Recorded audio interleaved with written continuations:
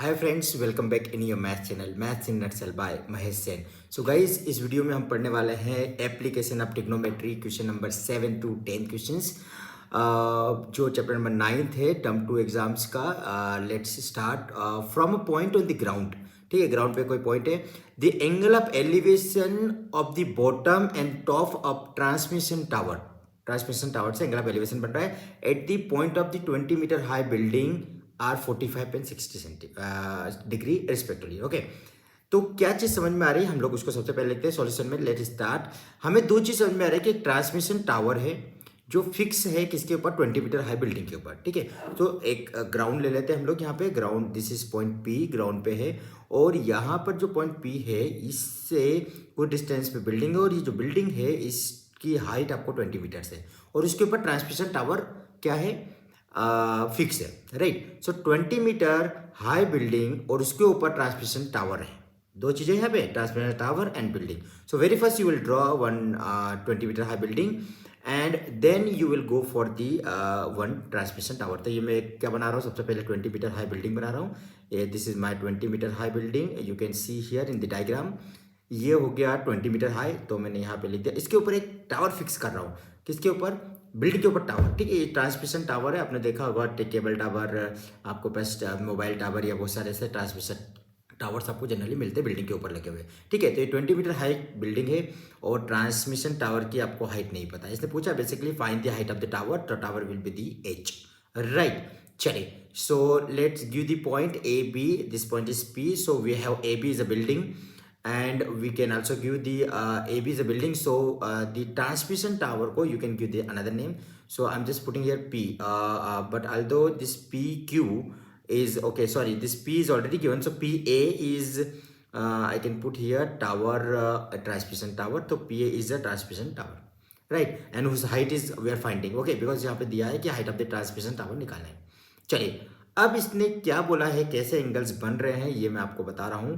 चलिए, सबसे पहले इसने बोला था कि angle of elevation of the bottom and top of the bottom transmission tower के, ऑफ अ ट्रांसमिशन टावर। ठीक है, जो ट्रांसमिशन टावर है उसके बॉटम, और पहले बॉटम पे बनेगा, फिर उसके कहाँ बनेगा, टॉप पे बनेगा। कहाँ से, पॉइंट पी से। तो पी से आपको उसके बॉटम को ज्वाइन करना है। Yes, I join this A P, you can say this is okay 45 degree. ये आपका पहला टावर बना, and then it will be here the 60 degree will be here P. This is the 60 degree angle जो आपके top पे बन रहा है। ठीक है, ये आपका 60 मीटर हो गया, सॉरी 60 डिग्री हो गया, एक एंगल हो गया आपका 45 डिग्री। तो 45 and 60 degree both are very clear to you. Right, चलिए, so this is a right angle triangle. We can start with the right angle triangle, क्योंकि आपको पता है ट्रांसमिशन टावर और building will be in the vertical position. तो A B P, this is a small 45 degree वाला triangle ले लेते हैं। और अच्छा, ये जो P है, मैंने P दे दिया, तो मुझे यहाँ पे C पॉइंट देना पड़ेगा, क्योंकि ट्रांसमिशन टावर और P और ये दोनों पॉइंट सेम हो जाएगा। Okay, let me write it down, C। So CA is a tower. Okay fine, now I corrected, sorry for this. Okay right, चलिए, तो A B P this three points मिलके एक triangle बना रहे हैं। तीनों इस ट्राइंगल में 45 डिग्री। अच्छा, एक और चीज बता रहा हूँ, जब 45 60 कुछ भी मिले, यदि 45 डिग्री है तो हम 45 वाली चीजें पहले करते हैं। ठीक है, चलिए, start with the 45 1। Perpendicular is 20 metre and base is x, so x will multiply with x into 1 is 20, x equals to 20 metre. So x is 20 metre. ये आपके फर्स्ट इंफॉर्मेशन मिल रही है ट्राइंगल्स के, जो ए बी पी ट्राइंगल है। अब हम जो बड़ा ट्राइंगल लेते हैं सी बी पी, उसमें 1060 लगाना पड़ेगा। 1060 will be perpendicular upon base. 1060 में आपके √3 और h प्लस 20, क्योंकि h ट्रांसमिशन टावर प्लस 20 और अपॉन में x आपने अभी निकाला 20 है, तो 20 इधर मल्टीप्लाई हो जाएगा। √3 से जाके वैल्यू रख दीजिए, √3 into x is 20 is equal to h plus 20। अब मैं 20 √3 और 20 प्लस h प्लस 20, ये राइट हैंड साइड में मैं क्या कर रहा हूँ कि 20 √3 के साथ माइनस में जाके 20 हो जाएगा। क्यों होगा, क्योंकि दोनों लाइक टर्म में 20 वाला है ना। h is we are finding the value of the h को मैंने राइट हैंड साइड में रखी। 20 कॉमन दिख रहा है, तो आई कैन पुट हियर 20, तो √3 minus 1 will be in the bracket h equals to √20 √3 minus 1। ये आंसर हो गया। यहाँ पे √3 की वैल्यू गिवन है तो रखेंगे, otherwise this is your final answer. तो final answer is the height of the tower, the transmission tower is 20√3 -1 in the bracket, right, meters. This is very small height. So ये आपका हो गया tower और उसकी हाइट भी निकाली. ठीक है, I hope so you understood the question number 7. So we can continue with the 8th one. Okay right, 8th is very similar to question number 7. Basically यहाँ पर भी थोड़ा सा tricky and this is very important also. I will tell you this. A statue is 1.6 metre tall. ठीक है, अब आपको समझ में आ गया. Boys 1.6 metre tall, statue is 1, मतलब आपको इस टाइप की प्रॉब्लम्स पहले भी आप कर चुके हो. ठीक है, so 1.6 metre tall standing on the pedestal. Pedestal means one kind of the चबूतरा यू कैन से, जो आपके एक बेस दे के आपके ग्राउंड पे स्टेज होता है, उसको बोलते हैं हम लोग पेडेस्ट्रल. ठीक है, चलिए so let's start with this concept that the pedestal के ऊपर एक स्टैचू बना हुआ है और वो स्टैचू की हाइट भी गिवन है.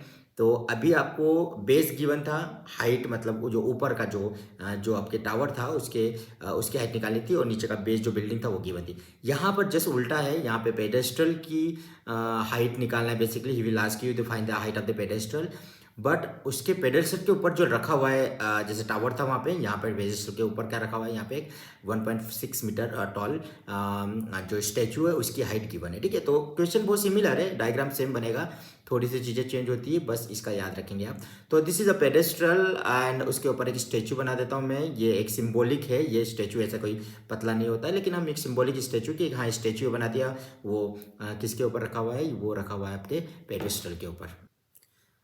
तो बेसिकली ये जो क्वेश्चन है ये बहुत सिमिलर है. ये पॉइंट हम इसको यहाँ पर ए बी एक जो भी पेडेस्ट्रल है उसकी हाइट ले लेते हैं. मतलब basically height of the pedestal is A B और ये आपको एच निकालना है. ठीक है, लास्ट टाइम भी हमने इसी टाइप का क्वेश्चन किया था, तो ये क्वेश्चन बहुत सिंपल हो गया. यहाँ पे बोला है कि from a point on the ground the angle of elevation of the top of the statue is 60. अब ग्राउंड से एक ग्राउंड ले लेते हैं, ग्राउंड पे कोई पॉइंट है और ये जनरली हम पॉइंट को पी लेते हैं, तो we can take it like P is a point. और ये जो पॉइंट पी है, यहाँ से ग्राउंड से angle of elevation to the top of the statue. Top of the statue मतलब सबसे पहले टॉप ऑफ द स्टेचू जो पॉइंट होगा वहाँ से सी या पी या कोई भी पॉइंट लेके वहाँ से आपका एंगल ऑफ एलिवेशन है 60 डिग्री एंगल. ये आपको बेसिकली गिवन है. तो मैंने ये जो पॉइंट लिया है यहाँ सी से जो एंगल ऑफ एलिवेशन लिया है ये 60 डिग्री बन गया. First clear concept. अब अगेन आगे बोल रहा है कि from the same point angle of elevation of the top of the pedestal. Top of the pedestal मतलब पॉइंट ए पर इसने जो एंगल ऑफ एलिवेशन बनाया है वो 45 डिग्री बनाया. ठीक है, 45 डिग्री बनाया. चलिए हम इसको 45 डिग्री ले लेते हैं. Basically A B C is 45 degree angle, sorry the triangle, उसमें 45 डिग्री बन गया. Find the height of the pedestal. मैंने आपको जस्ट अभी बोला कि ए बी जो है पेडेस्ट्रल है उसकी हाइट ये पूछ रहा है. लास्ट टाइम अपने पे जो बिल्डिंग की हाइट दे दी थी और ऊपर स्टेचू की हाइट आपको या जो भी उसमें ट्रांसमिशन टावर की उसकी हाइट निकालने के लिए बोला था. Let B C is X, this point is A B C D हो गया. डी पॉइंट दे दिया मैंने, जो स्टेचू है इसका पॉइंट डी दे दिया. सॉल्यूशन स्टार्ट करते हैं. मैंने बोला था 45 और 60 डिग्री एंगल आएगा, तो आप उसमें 45 वाला ट्राइंगल पहले लेंगे ताकि आपको चीज़ें क्लियर हो जाती है. तो लेट्स स्टार्ट विद दी. अच्छा, one more thing, if you want to write you can write it here also that A B आपने क्या लिया है, सी ए डी आपने क्या लिया, A D and A B.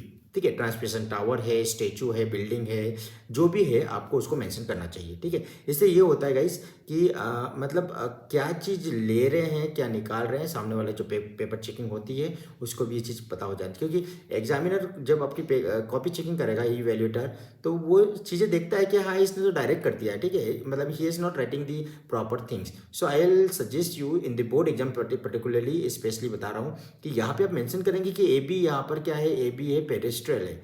ठीक है, जैसे मैं आपको लिख रहा हूँ कि पेडेस्ट्रल इज ए बी, क्योंकि ये लिखना चाहिए. नहीं लिखोगे तो ज़्यादा फर्क नहीं पड़ेगा, लेकिन किसी का दिमाग खराब हुआ, उसको लिखा कि यार ये सब इन्फॉर्मेशन कौन लिखेगा, हम लिखूँ, मैं लिखूंगा, तो ये क्वेश्चन मार्क लगा देगा. ठीक है, so you should mention the A D is statue, A B is basically pedestal, and then will start with the triangle. Okay, basically दो चीज लिखने में कोई फर्क नहीं पड़ रहा है. So in triangle ABC we have the 45 degree right angle triangle.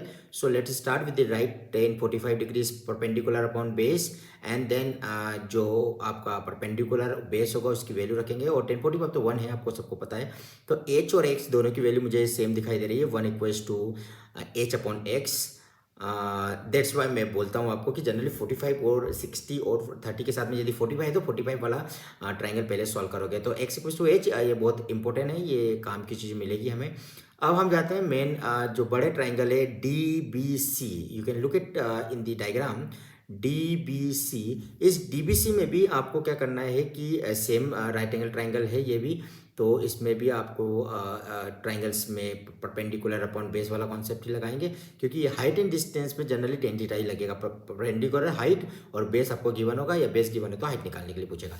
So just start with the D B C 1060 degree angle perpendicular upon base, तो फार्मूले में लिखते हैं पी अपॉन बी, और 1060 इज √3, ये लिख दिया 45 sorry 6 P perpendicular is 1.6 plus H. देखो दोनों का combination H and 1.6, so I will write H plus 1.6 upon में बेस एक्स है, एक्स लिखो या एच लिखो, there is no worry, both are same. So मुझे एच निकालना है तो मैं एच को इससे रिप्लेस कर दूंगा, लेकिन इसके पहले एक्स का मल्टीप्लाई मैं करता हूँ √3 से, तो मुझे मिलेगा यहाँ पे √3 इंटू एक्स। इसके बाद मिल रहा है 1.6 प्लस एच। मुझे एक्स को रिप्लेस करके एच लिखना है, क्योंकि बेसिकली मुझे हाइट ऑफ द स्टेचू निकालना है, तो एच से रिप्लेस कर दूंगा एक्स को, तो एच √3 हो जाएगा। ये जो बेसिकली एक्स √3 है वो एच √3 हो जाएगा, है ना, ये मेंशन किया हुआ है ऊपर, तो आपको समझ में आ जाएगा ये। तो I just writing here H √3 is equal to 1.6 plus H. अब 1.6 तो आपका कांस्टेंट नंबर है, h यहाँ पे आके माइनस हो जाएगा, तो h √3 minus H is equal to 1.6, और मुझे h कॉमन निकालना पड़ेगा, तो I will put here h as the common. यदि मैं h कॉमन निकालूंगा तो मुझे ब्रैकेट में √3 माइनस 1 बच जाएगा, that's fine. Okay, so h into √3 minus 1, मुझे h की वैल्यू निकालना है, तो √3 माइनस 1 को मैं डिनोमिनेटर में भेजूंगा 1.6 के, तो ये हो जाएगा आपका h is equal to 1.6 upon में ये जाएगा √3 माइनस 1। अब आपको एक इंटरेस्टिंग चीज़ बता रहा हूँ कि ये बहुत सारी चीज़ें आपकी 9th क्लास को भी डिनोट करेगा, क्योंकि 9th क्लास में आपने रेशनलाइज किया है, यहाँ पे रेशनलाइज करना पड़ेगा। तो I write here 1.6 into sorry √3 minus 1, and इसका रेशनलाइजिंग करना पड़ेगा मुझे, तो 1.6 अपॉन √3 माइनस 1 को √3 plus 1 multiply and divide, rationalising हम 9th क्लास में कर चुके हैं और कई बार यहाँ पे 10th पे भी किया है। तो √3 प्लस 1 अपॉन √3 प्लस 1, और डिनोमिनेटर मल्टीप्लाई से कर दिया, मल्टीप्लाई कर दिया। उसके बाद मुझे पता है 1.6 into √3 plus 1 will be as it is, क्योंकि इसमें तो कोई मल्टीप्लाई नहीं करने की जरूरत है। √3 minus 1 and √3 plus 1 will become √3 whole square minus 1 square, that is a square minus b square, you understood very well. 1.6 √3 minus 1 upon में 3 माइनस 1 होगा, क्योंकि √3 स्क्वायर इज 3 एंड माइनस 1, 2 बचने वाला है, तो 2 तो ये 1.6 को कैंसिल कर देगा, तो h equals to 1.6 into √3 plus 1, no change in the numerator, so denominator will be 2 से कैंसिल हो रहा है 0.8। ओके, तो फाइनली h की जो वैल्यू है, height of the transmission sorry what is the transmission tower, नहीं है ये आपका पेडेस्ट्रल है, तो height of the pedestal will B 0.8 into √3 plus 1, ये आपका आंसर हुआ। ठीक है, इसने जैसे पूछा ना, you have to write like this only कि what is the find the height of the pedestal, so you just write one statement, hence the height of the pedestal will be √3 plus 1 into 0.6 metres, या जो भी है final answer आप उसको proper लिख के देंगे उसी की लैंग्वेज में जैसे जैसे पूछा है, तो we generally call it like this कि we to write the proper answer like this. ठीक है, I hope so you understood, this is also very simple concept based on the application of trigonometry. यदि आपको diagram बनाते आता है, ये calculations और न्यूमेरिकल वैल्यूज तो आपको बहुत अच्छे से आती है। ठीक है, चलिए, तो दिस इज 7th क्वेश्चन।